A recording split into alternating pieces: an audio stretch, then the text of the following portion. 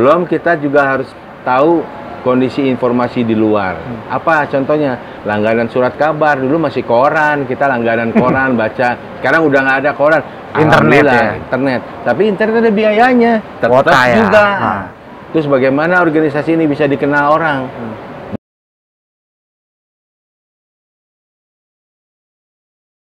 Saya nggak punya modal apa-apa, biarin aja lah. Tapi memang strategi di otak itu harus ada. Contohnya nih, serikat nggak punya anggaran ini. Apa yang harus diciptakan? Dengan iuran 2.500. 2.500? Mau ngapain 2.500? Bikin pelatihan juga nggak bisa. Biaya operasional 2.500 ini habis sama bensin pengurus kalau kesana kesini. Bagaimana juga kalau umpamanya di cabang tertentu harus didatangkan pengurus pusat, habis lah dana itu ya. Dana itu nggak akan ada. Belum kita harus punya network. Networking itu kan bukannya nggak ada ongkos. Membuat networking dengan organisasi lain pasti ada ongkosnya. Habis juga dengan ongkos itu. Langganan surat kabar. Dulu masih koran, kita langganan koran baca. Sekarang udah nggak ada koran. Internet ya? Internet. Tapi internet ada biayanya. Tetap juga. Terus bagaimana organisasi ini bisa dikenal orang? Bukalah kita bikin internet. Bayar juga. Habislah dulu. Akhirnya saya berpikir, gimana caranya ya? Udah gini aja lah. Kita coba lihat perusahaan-perusahaan mampu nggak untuk membantu. Karena apa? Ada undang-undang menyatakan manajemen wajib membantu serikat. Nah, bantuannya seperti apa? Itu yang belum tercipta. Akhirnya pada saat coba kita bernegosiasi, kita paparkan anggaran kita untuk berorganisasi butuh segini. Ajukan ke manajemen.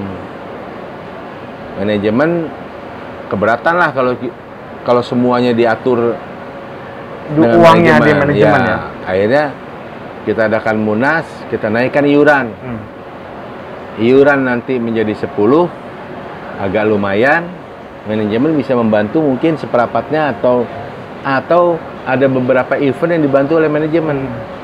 Dan sangat membantu sekali ya. Kita akan mencari sponsor-sponsor lain untuk menghidupkan organisasi ini dengan event-event yang kita akan lakukan untuk kepengurusan supaya pengurus itu menjadi kompetensinya menjadi baik.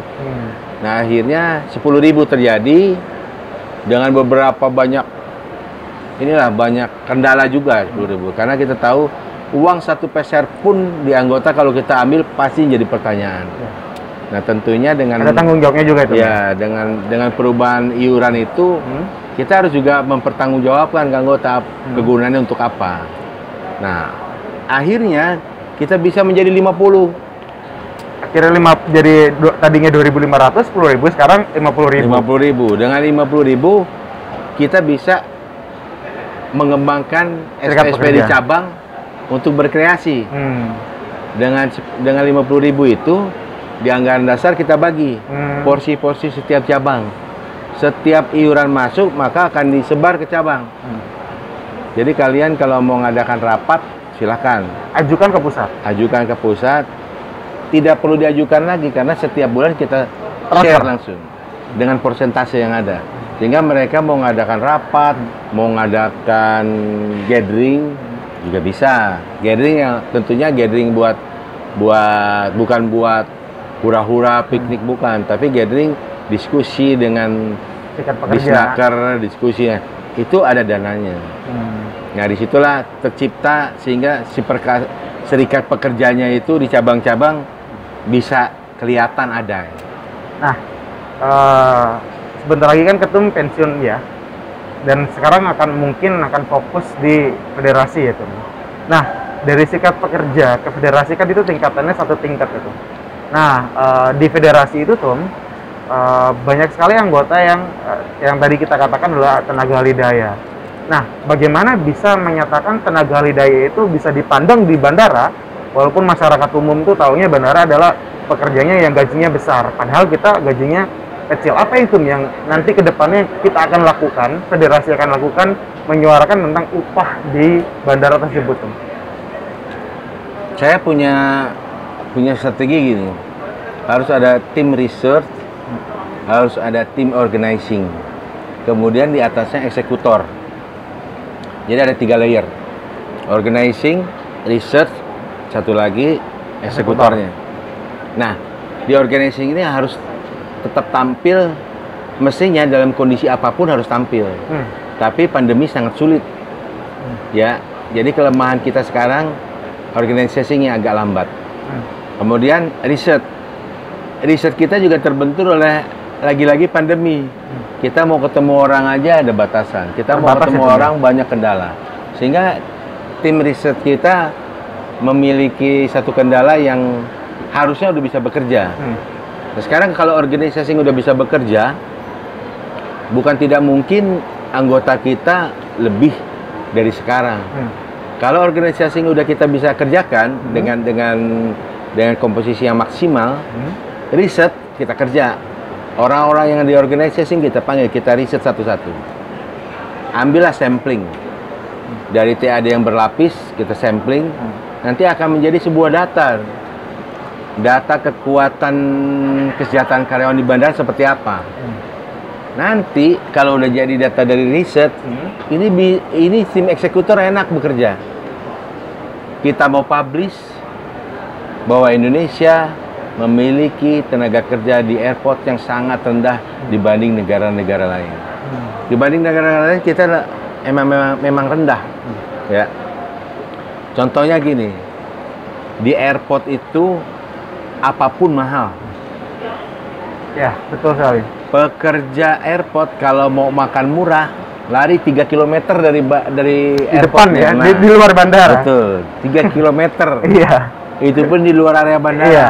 Itu mereka bisa makan dengan gaji yang UMP, bahkan di bawah UMP.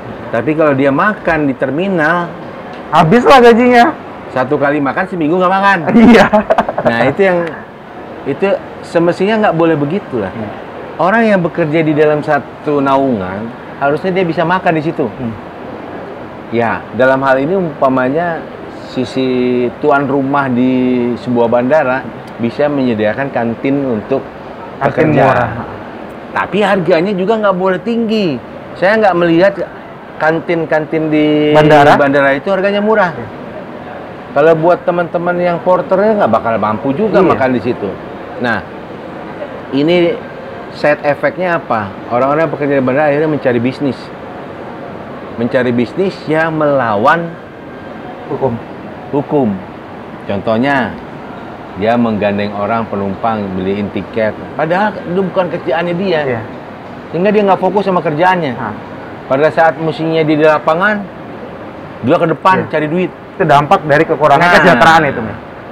Parkir bayar, makan mahal. Parkir bayar. Padahal pekerja dia bandara. Pekerja untuk bandara jangan bandara itu udah dapat konsesi yang sebegitu tinggi. Pekerjanya harus bayar gitu. Kan lucu gitu. Itu yang mesti dirubah. Nah, makanya kapan federasi bisa merubah itu? Data yang kita belum punya. Sehingga kalau kita mau ngomongin ini ke pemerintah, datanya kita belum ada. Datanya mana? Yang tadi Ketum katakan 3 itu kita harus lakukan ya. Karena terhalang pandemik, jadi susah sekali untuk mengolek data itu, Tum. Nah, Tum, dalam memimpin satu serikat pekerja kan berarti sibuk ya, Tum, di luar. Keluarga ada yang protes tentang kesehatan. Udahlah, di rumah aja lah, Pak, gitu. Ada nggak tuh? Awal-awal istri saya nggak setuju jadi ketua umum. Awal-awal. Tapi ya harus ada pendekatan bicara. Selama gaji nggak berkurang buat di rumah, nggak ada masalah dong. Waktu juga nggak berkurang juga itu. Cuma waktu yang agak berkurang. Ya. Tapi ada ininya lah, ada kelebihan dan kekurangannya.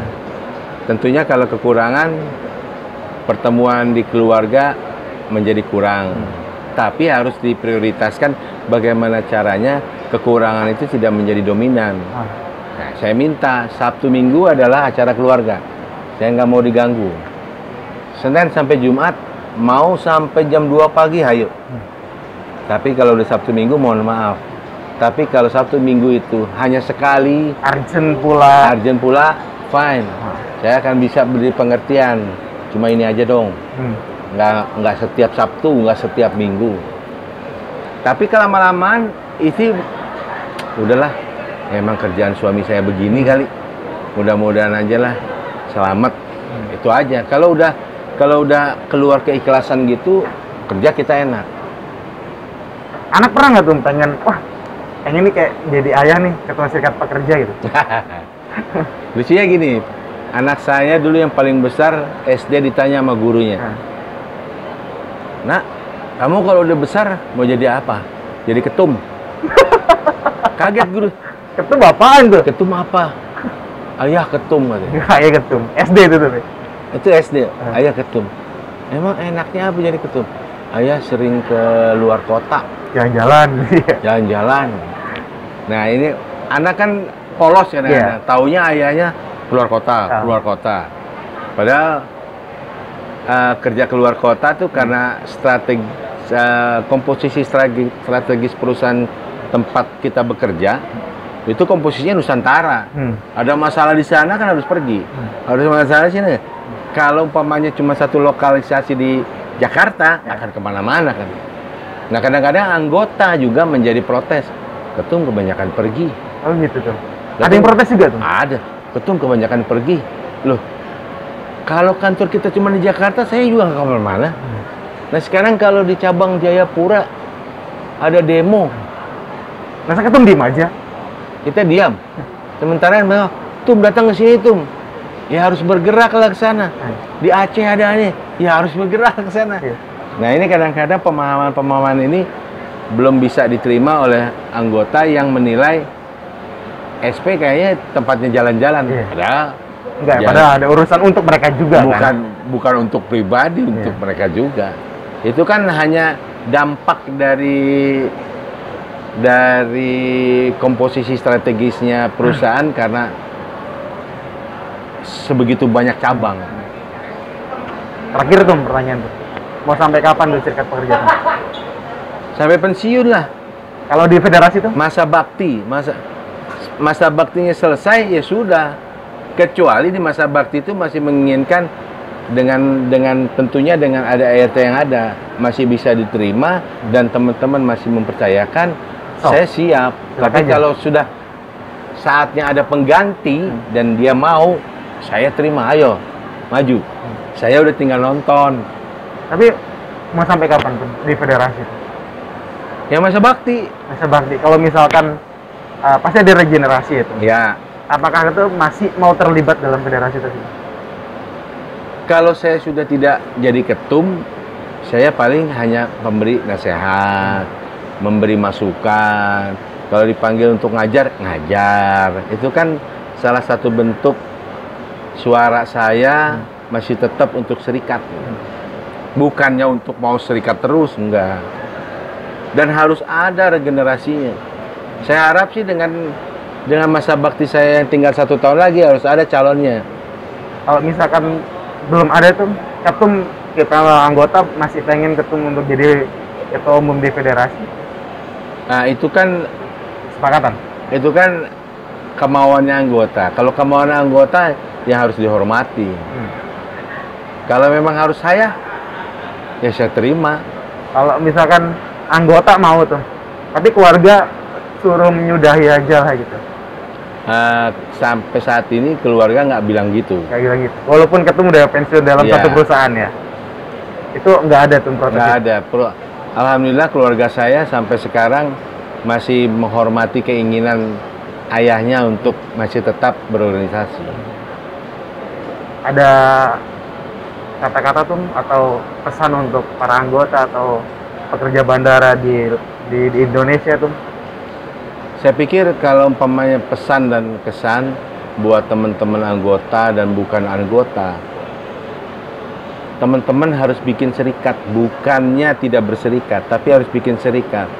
Karena disitulah tampuk keamanan, kesejahteraan adanya di situ. Kalau Anda nggak akan pernah niat untuk membuat, maka jangan harap Anda bisa berubah. Perubahan itu datangnya bukan dari kita, bukan dari orang lain, tapi dari diri sendiri. Diri sendiri harus, ayo kita ciptakan serikat. Tapi ingat, kekuatan serikat itu bukan untuk menjatuhkan manajemen. Menjatuhkan manajemen itu bukan tujuan serikat.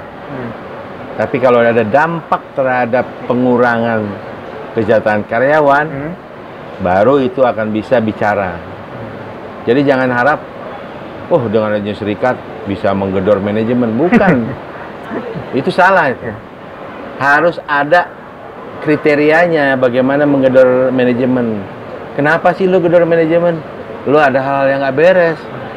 Kalau hal semuanya beres, serikat mungkin nggak perlu ada. Kalau kesejahteraan bagus, semua bisa diciptakan oleh manajemen, ngapain juga ada serikat. Tapi biasanya berganti kepemimpinan akan berbeda kebijakan. Betul. Nah, makanya pentingnya ada serikat. Jangan harap bahwa serikat dibilang nggak perlu ada lah. Pada saat Bapak memimpin mungkin oke. Ganti pemimpin lain, beda konsep. Kemudian hanya untuk mementingkan perusahaan, itu bahaya. Makanya serikat itu menjadi harga tawar Di satu perusahaan. Terima kasih waktunya tuh bincang-bincang sore kita ini. Mungkin juga anggota atau pekerja yang lainnya bisa dengar, bisa termotivasi tuh. Sehat selalu, sukses selalu tuh. Terima kasih banyak tuh. Terima kasih. Salam solidaritas.